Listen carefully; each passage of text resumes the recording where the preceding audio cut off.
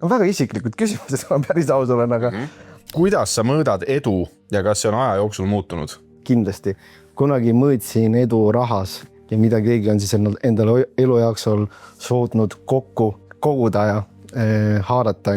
Täna edu mõõdan vist selles, et sul on ikkagi vabadus teha asju, mis sulle meeldib ja samal ajal sul ei ole pinget, et midagi hoiab sind kuskilt kinni või sa oled kuskile kas mingisse riiki kuidagi seotud, üldine siuke vabadus ja piisavalt raha, et mitte tunda, et ma pean midagi tegema. Mis on see, mille nimel sa tegelikult töötad?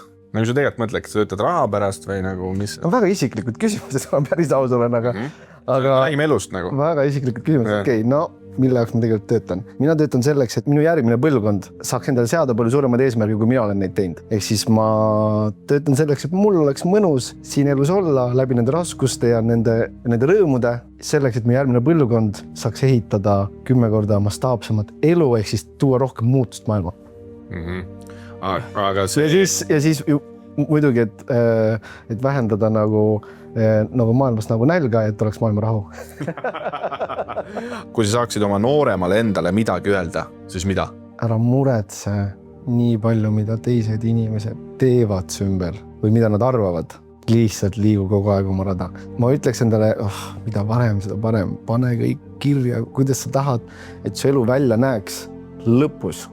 Nagu mis oleks see ultimate vision, mille jaoks sa mingid asju teed ja siis lihtsalt mine. Ükskõik kui kaugele sa jõuad, igal juhul sa võidad. Kui sul on juba silme ees kõik need, ütleme, vaata nagu Lifebook on, kõik need kategooriad, kas neil on mingi 14 või 16 tükki.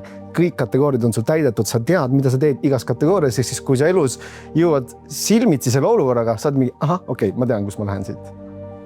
Et oleks lihtsalt selgus.